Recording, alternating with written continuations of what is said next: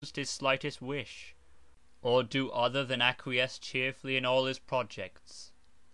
One word, in truth, had alarmed her more than battles or sieges, during which she trusted Raymond's high command would exempt him from danger. That word, as yet it was not more to her, was plague.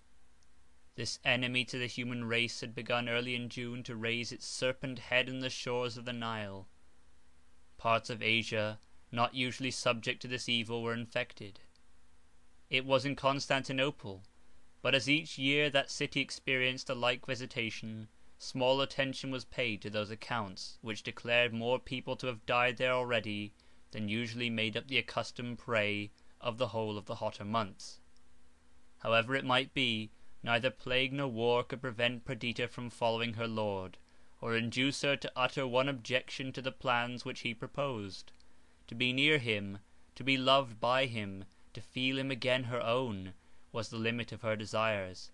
The object of her life was to do him pleasure. It had been so before, but with a difference.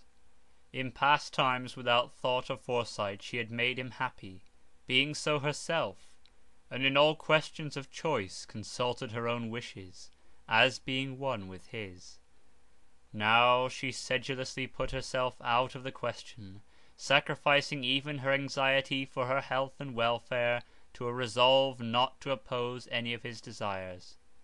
Love of the Greek people, appetite for glory, and hatred of the barbarian government under which he had suffered even to the approach of death, stimulated him.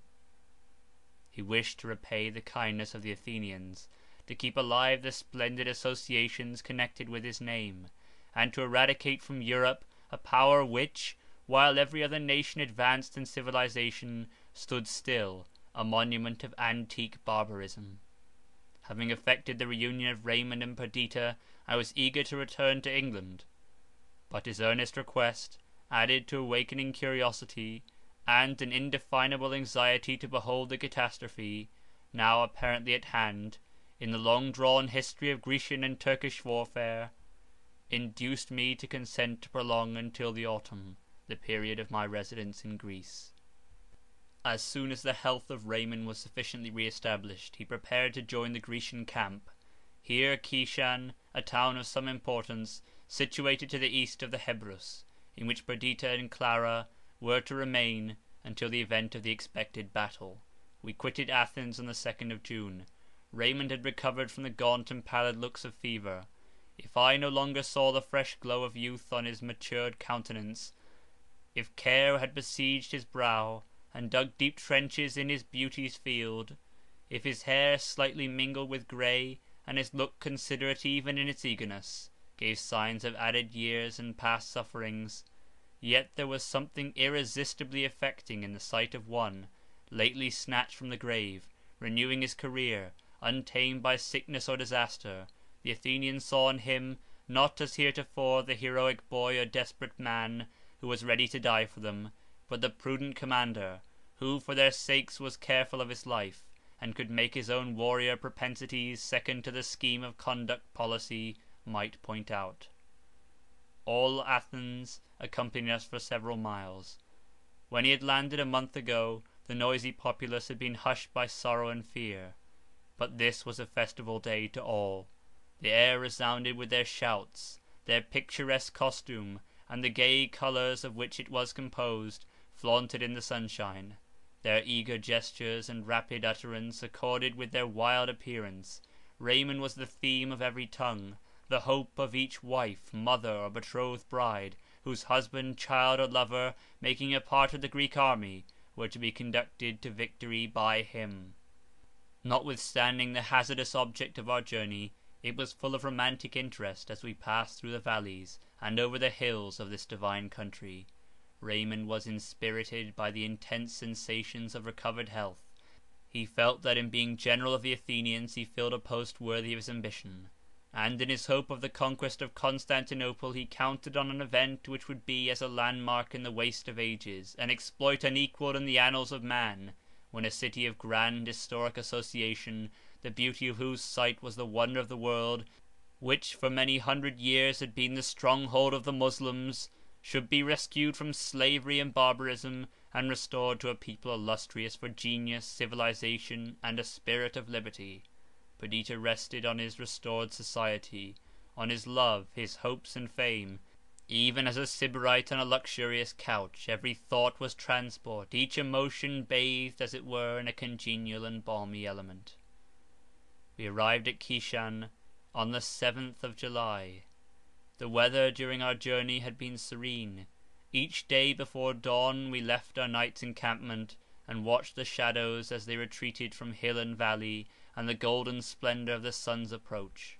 The accompanying soldiers received, with national vivacity, enthusiastic pleasure from the sight of beautiful nature.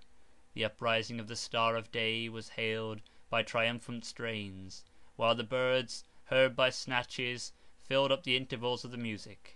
At noon we pitched our tents in some shady valley, or embowering wood among the mountains, while a stream prattling over pebbles induced grateful sleep. Our evening march, more calm, was yet more delightful than the morning restlessness of spirit.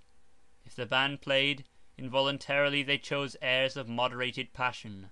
The farewell of love, or lament at absence, was followed and closed by some solemn hymn, which harmonized with the tranquil loveliness of evening, and elevated the soul to grand and religious thought. Often all sounds were suspended, that we might listen to the nightingale, while the fireflies danced in bright measure, and the soft cooling of the Aziolo spoke of fair weather to the travellers.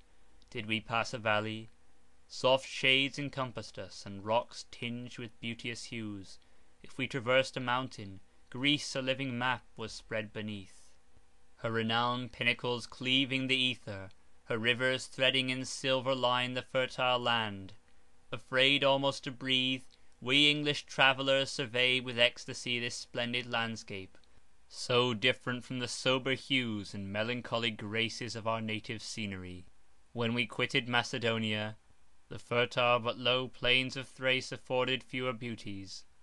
Yet our journey continued to be interesting.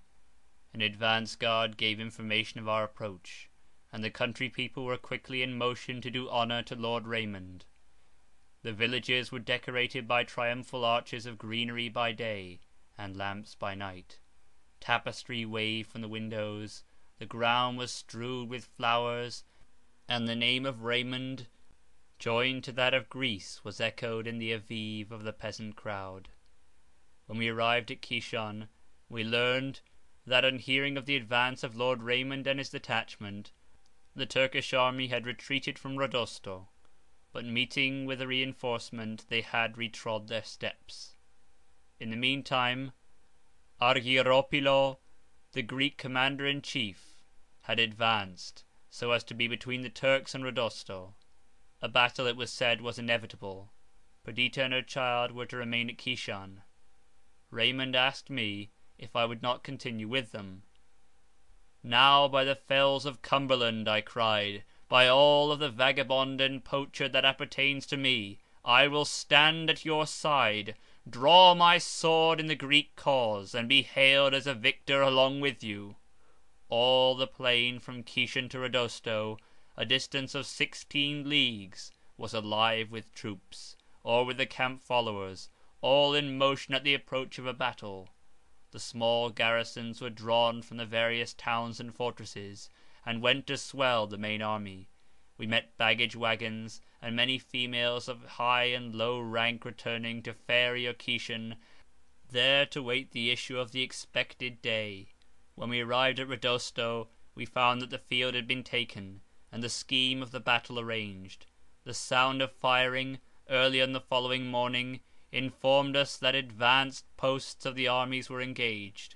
Regiment after regiment advanced, their colours flying and bands playing.